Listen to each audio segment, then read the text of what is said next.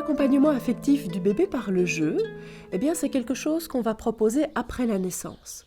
Parce que la naissance, c'est le début finalement de quelque chose de nouveau, de quelque chose d'autre, où on va continuer sous une autre forme cette relation qu'on a mise en place avant la naissance, où on va garder notre fil rouge qui est la sécurisation et l'autonomie, et donc on va proposer toute grosso modo la première année de vie du bébé, c'est-à-dire jusqu'à ce qu'il soit vraiment à l'aise dans son développement psychomoteur et qu'il puisse se déplacer, marcher de manière tout à fait autonome, eh bien, on va pouvoir le guider pour lui donner par le biais de jeux où de nouveau on est dans la relation et où en même temps on va lui faire comprendre au niveau corporel ce qu'il peut faire pour éventuellement débloquer une situation dans laquelle il se trouve et où c'est normal dans son évolution, il ne sait pas encore comment faire pour aller plus loin.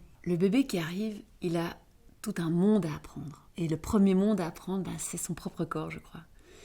Et bien sûr que ça va se faire naturellement, qu'il va apprendre un jour il saura marcher, il saura danser, il saura courir, mais il peut aussi expérimenter à certains moments des frustrations, de ne pas arriver à faire tel ou tel mouvement. Par exemple, un bébé qui 3 fois de suite, en essayant de se retourner, se cogne la tête, il va peut-être se bloquer, il va peut-être développer des raideurs dans le cou, il va peut-être arrêter d'essayer de faire ce mouvement parce qu'il aura appris que ça lui fait mal.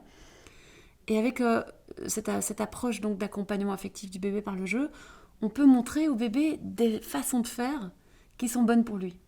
Donc il n'y a aucune notion de performance, on ne veut pas que notre bébé sache faire ci ou ça avant les autres, c'est juste pour l'accompagner là où il est, là où il en est, et lui donner des petits outils de jeu, dans l'amusement toujours, pour réussir à faire ce qu'il est en train d'essayer de faire déjà. Donc c'est adoucir un petit peu sa vie et ses apprentissages. Lui donner confiance dans ses capacités et lui montrer « Ah, ça c'est l'étape d'après. Et voilà comment tu vas pouvoir y arriver. Voilà ce qui se mobilise dans ton corps pour pouvoir arriver à ça. » Et nous, on va déjà l'expérimenter ensemble dans le plaisir et dans le jeu. Et puis on donne aussi des clés aux parents pour apprendre à bien regarder leur enfant, à bien comprendre, tiens, de quoi mon enfant il a besoin là maintenant, comment est-ce que je peux l'accompagner, comment est-ce que je peux l'aider, comme ils vont faire avec eux toute leur vie, on va l'accompagner pour l'apprentissage de l'écriture, de la lecture, de la parole, tout ça. On aide nos enfants naturellement, et là on leur donne des petites clés précises et bien justes, quoi. C'est pas parce qu'un nouveau-né bouge beaucoup ses pieds, ou pousse quand on le redresse sur ses pieds, qu'il est prêt à se mettre debout. Et au contraire, c'est pas à cet endroit-là qu'il va avoir besoin d'être le plus encouragé et soutenu.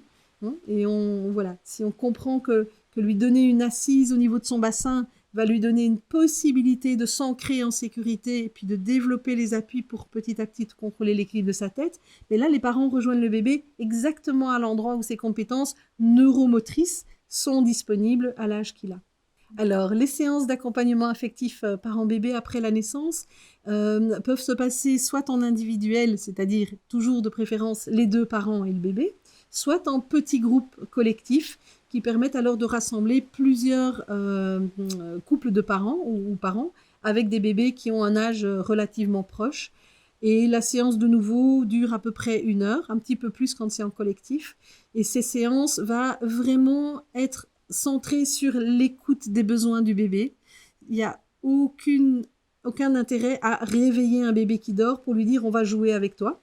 Nous, on n'aime pas ça, les bébés détestent ça aussi. Et en fonction de ce que le bébé va montrer, les propositions vont s'articuler aussi au niveau des demandes des parents. Souvent, il y a une poupée un peu plus molle qui va servir d'intermédiaire au moment où le bébé n'est pas disponible. Et les propositions vont vraiment chaque fois aller rejoindre les parents et le bébé par rapport au moment où on les rencontre et à ce qui est pour eux vraiment central dans la qualité de développement et d'attachement. Et on va proposer des petits jeux de psychomotricité à l'enfant pour l'accompagner dans son développement. C'est-à-dire que très concrètement, les premières étapes, ce sera simplement de tenir sa tête. On va lui proposer des petits jeux, on va le placer sur sa cuisse et on va faire des petits bercements pour que sa tête soit balancée délicatement et pour qu'il puisse ressentir son centre de gravité par rapport à sa tête. Ce sera la première étape. Après ça sera l'équilibre de son dos, etc. Et on va l'accompagner au ramping, le 4 pattes, se lever et puis la marche. Une fois qu'on arrive à la marche, notre mission s'arrête et on se dit au revoir.